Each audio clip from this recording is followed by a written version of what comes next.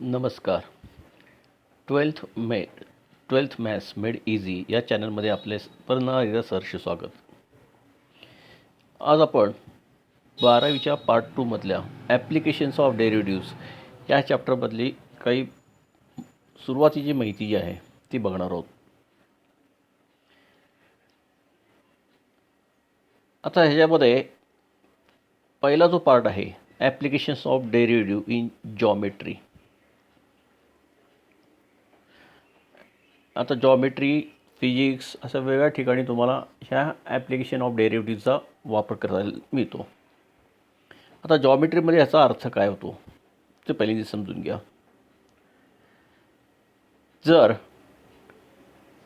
y is equal to F X हे कुठलेही एखादं कंटिन्युअस फंक्शन असेल, त्याचं dy बाय डी एक्स कुठल्याही एखाद्या पॉईंटला x1, y1ला, आता हे दोन्हीपैकी कुठला एक फॉर्म वापरला तरी चालतो, dy by D x at x1 y1 किंवा F dash x at x1 y1.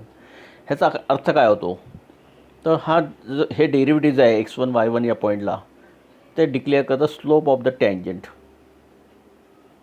At that point कुठला आहे x1 y1. म्हणजेच एखाद्या फंक्शनचं डेरिव्हेटिव्ह घेतलं आणि त्या डेरिव्हेटिव्हच्या मध्ये एक्सप्रेशनमध्ये दिलेल्या पॉईंटचे कोऑर्डिनेट्स एक्स आणि वाय कोऑर्डिनेटची माहिती घातली तर जी काही व्हॅल्यू तयार होते ती व्हॅल्यू म्हणजे त्या फंक्शनचं, म्हणजे त्या फंक्शनने रिप्रेझेंट केलेल्या कर्ववरती एक्स वाय या पॉईंटवरती काढलेल्या टँजंटचा slope. In short, derivative dy by dx represent the slope of the tangent to given curve at point x1, y1 किंवा x, y. हा त्याचा थोडक्यात अर्थ झाला. ओके, आता जर का टँजंट जर का आहे, आता एक उदाहरण म्हणून घेऊ आपण. इथे एक साधं उदाहरण घेऊया. Suppose this is a circle, this is a tangent, this is a point P x1, y1. Okay, आता ह्या टँजंटचा स्लोप जो आहे हा आपण dy by D x at x1, y1, म्हणजे थोडक्यात जे काय डेरिव्हेटिव्हचं इक्वेशन आले असेल त्यामध्ये एक्सच्या जागी x1 आणि वायच्या जागी y1ची व्हॅल्यूज टाकली की आपल्याला जो स्लोप मिळतो. आता ह्या पॉईंटचे कोऑर्डिनेट्स माहिती झालेत, टँजंटचा स्लोप माहिती झाला. Tangent is a line which touches the curve at one point. आपल्याला स्लोप माहिती झाला तर आपण 11वीतला स्लोप पॉईंट फॉर्म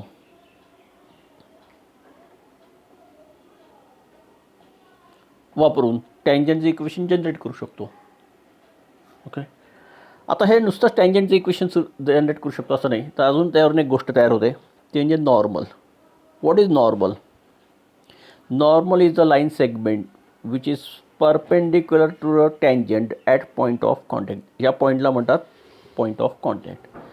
या टँजंटला पॉईंट ऑफ कॉन्टॅक्टला परपेंडिक्युलर असलेला जो काही सेगमेंट आहे त्याला आपण म्हणतो नॉर्मल. नॉर्मलचा जॉमेट्रिकल मिनिंग आहे परपेंडिक्युलर सेगमेंट. परपेंडिक्युलर सेगमेंट म्हणजे जर काय टँजंटचा स्लोप एम असेल, जर टँजंटचा slope of tangent is m, मग याला परपेंडिक्युलर असलेला नॉर्मलचा स्लोप काय होईल? 11वीचा कन्सेप्ट वापरायची आपल्याला. लाईनच्या चॅप्टरमध्ये आपण बघितलं आहे, if m1 and m2 are the slopes of two lines which are perpendicular to each other, then what is the relation between m1 and m2. हे आपण 11वीच्या चॅप्टरमध्ये लाईनमध्ये शिकलो.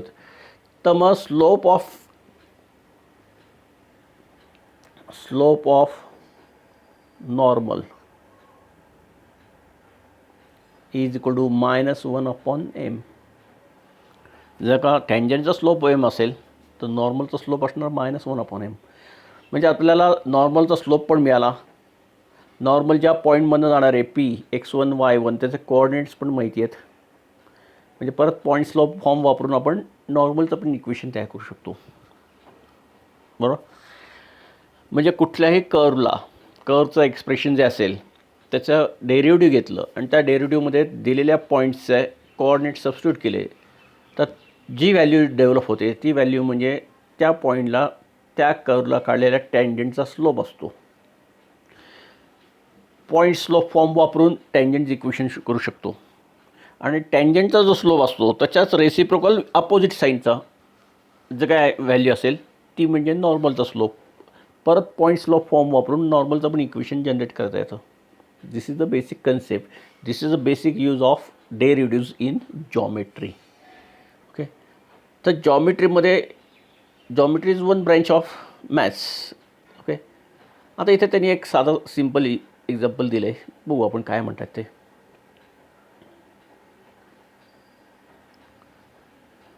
Find the equation of tangent and normal to this curve.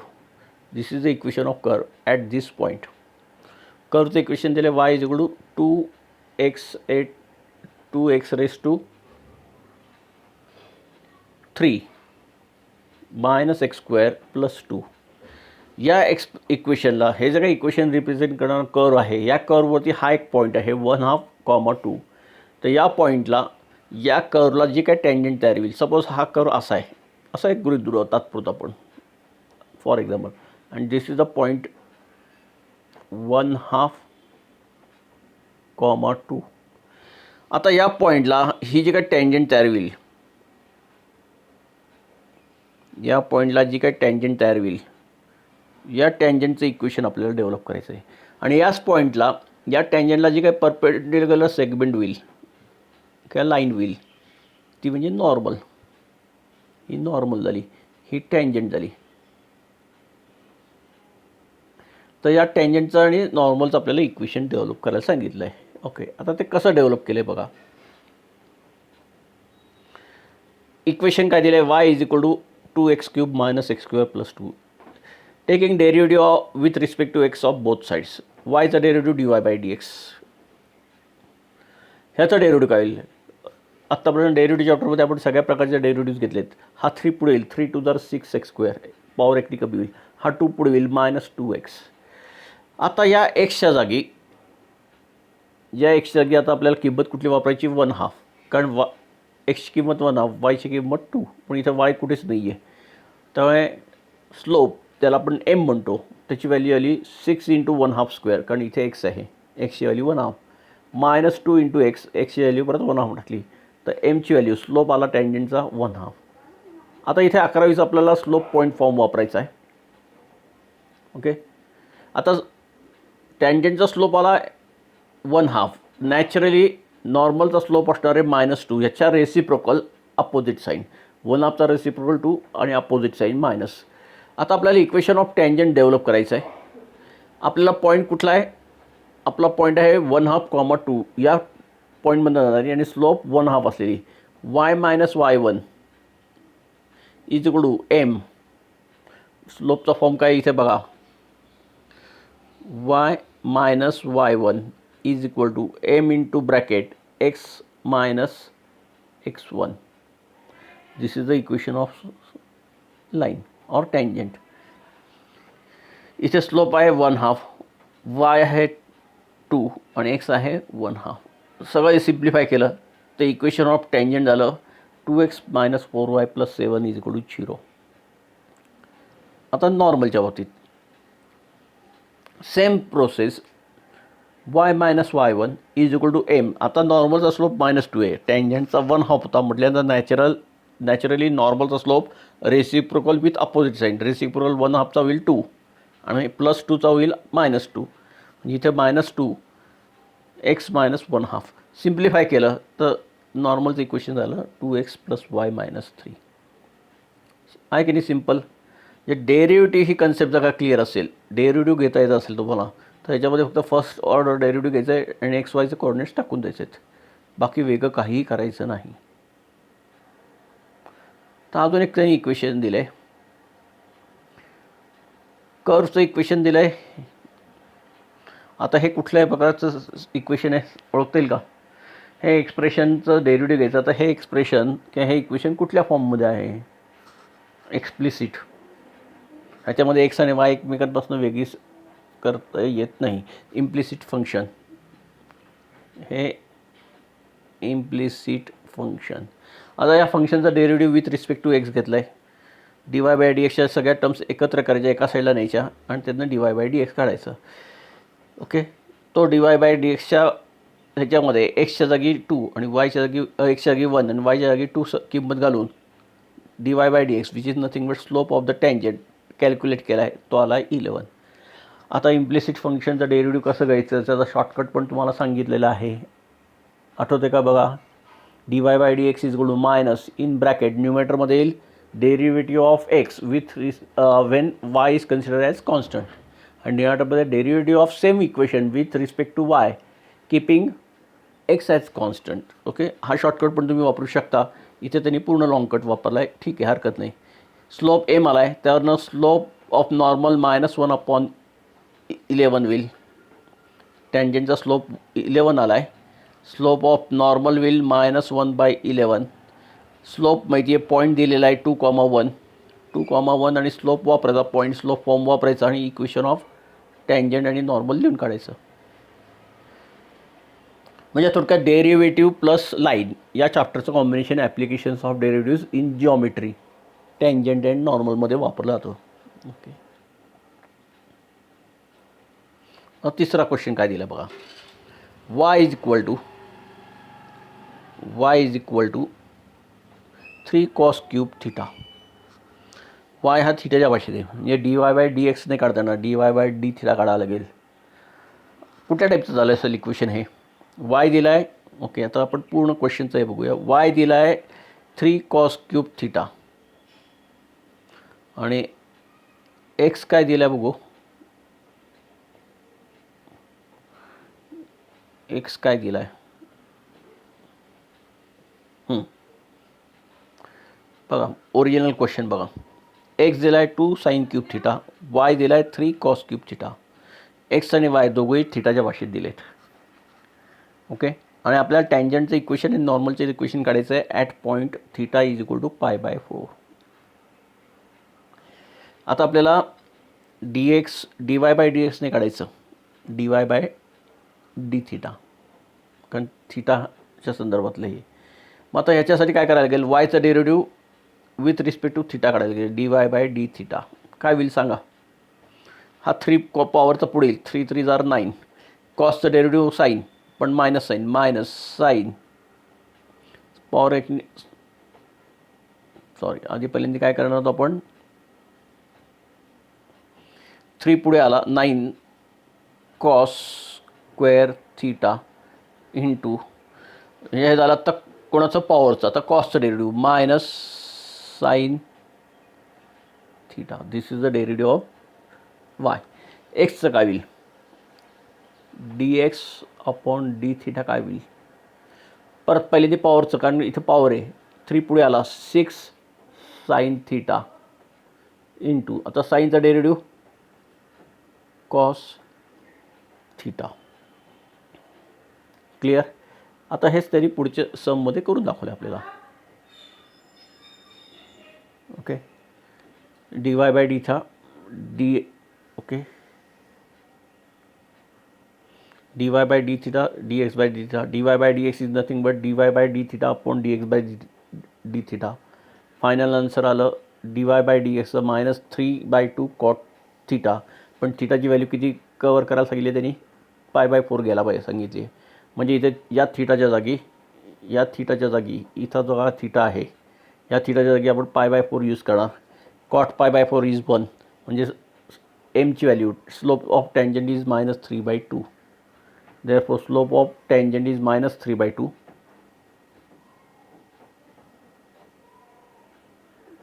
And slope of normal is 3/2च्या opposite 2/3 reciprocal आणि opposite sine.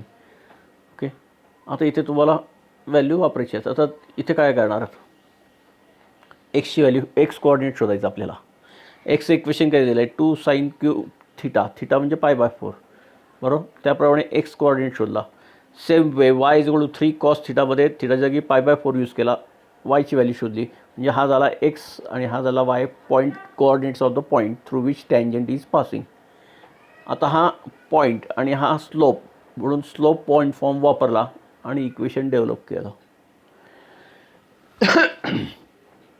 म्हणजे या प्रत्येक सममध्ये तुमच्या लक्षात आलं असेल, डेरिव्हेटिव्ह घ्यायचं, दिलेल्या पॉईंटचे एक्स वाय कॉर्डिनेट्सचा derivative d y by d एक्समध्ये सबस्टिट्यूट करायचे, which gives the slope of the tangent.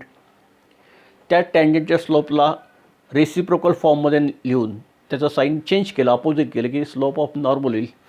दिलेला पॉईंट आणि स्लोप ह्याचा वापर करून पॉईंट स्लोप फॉर्म वापरायचा आणि टँजंटचं इक्वेशन आणि नॉर्मलचं इक्वेशन लिहायचं.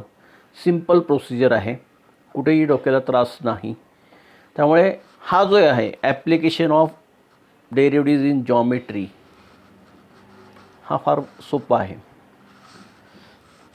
ओके, आता एक त्यांनी एक्झरसाईजमध्ये काय दिले का बघू आपण. एक्झरसाईजमध्ये जर एखादा सम दिला असेल तर आपण ऑनलाईन सोडायचा इथेच बघायचा प्रयत्न करू.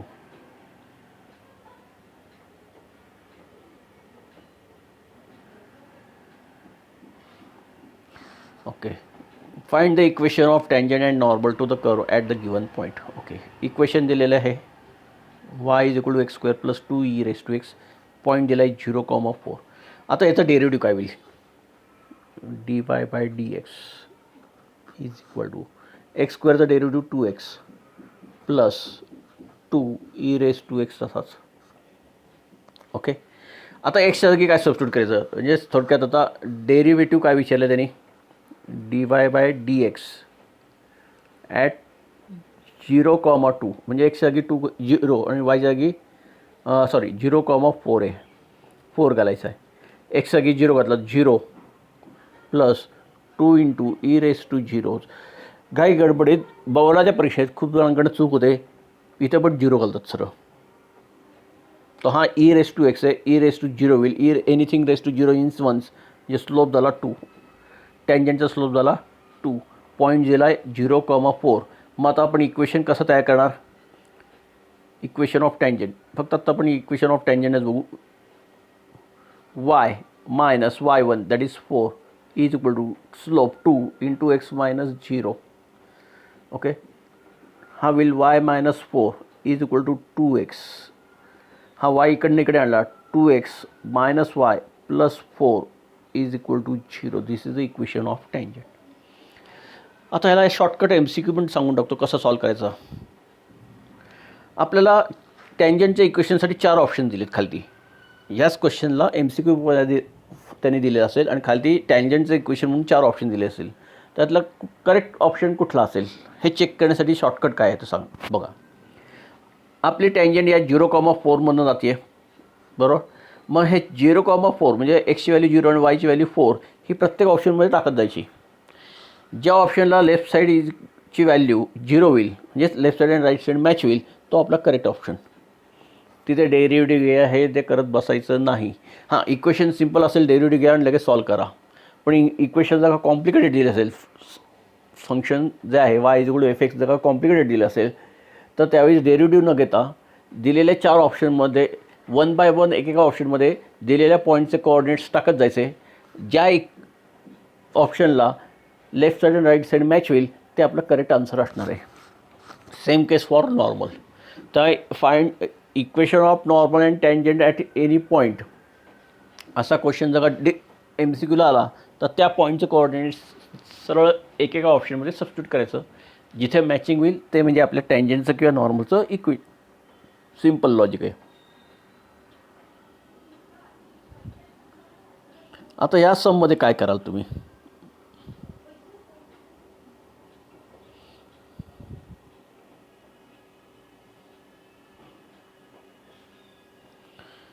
परत हे इम्प्लिसिट फंक्शन आहे कारण इथे एक्स आणि वाय सेपरेट होऊ शकत नाहीत. ओके, इम्प्लिसिट फंक्शन आहे. ओके, बघू आपण आपला रेग्युलर डेरिव्हेटिव्ह घ्या. काय होईल, एक्सचं डेरिव्हेटिव्ह काय होईल 2. हा काय आहे u इंटू व्ही फॉर्म आहे.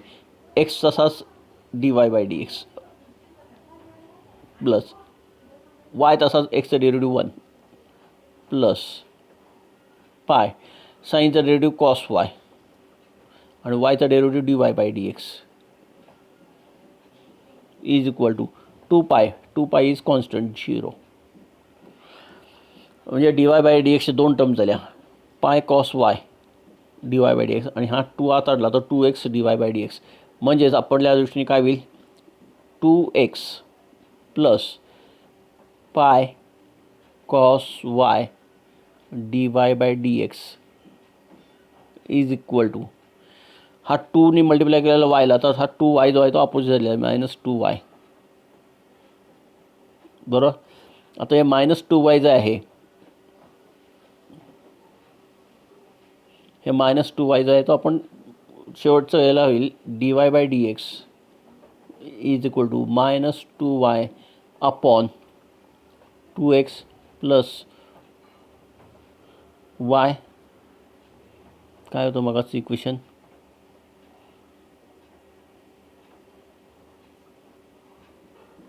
इथे हे इक्वेशन. ओके. मग वायच्या एक्सच्या जागी 1, वायच्या जागी काय टाकणार, पाय बाय 2.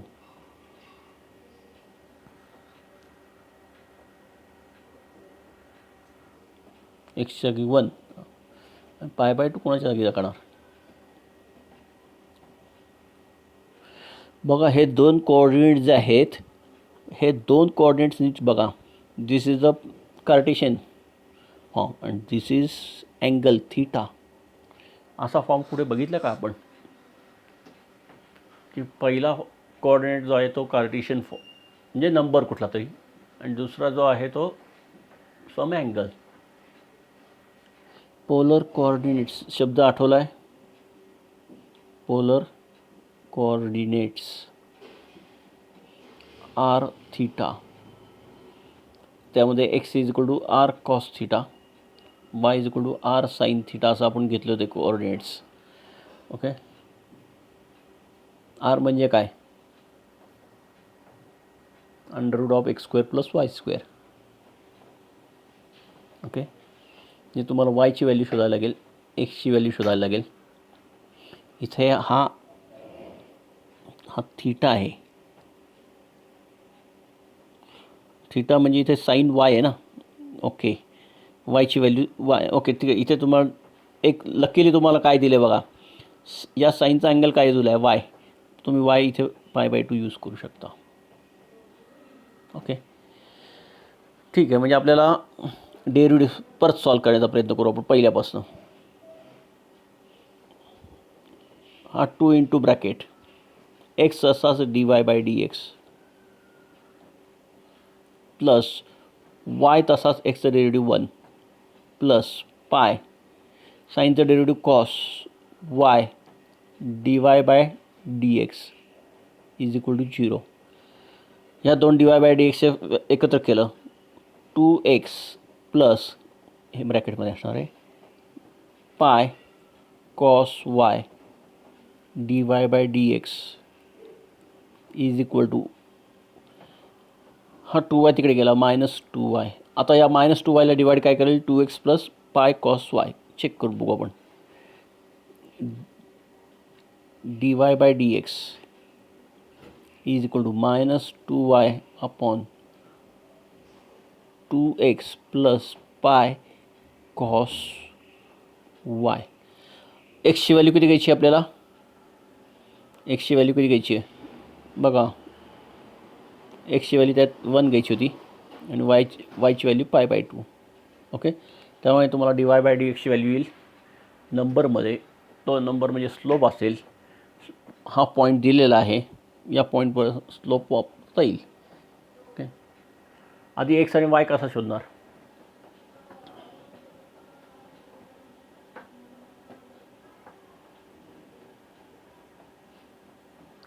आपल्याकडे फॉर्म्युला काय दिला बघा, r² is equal to x² plus y².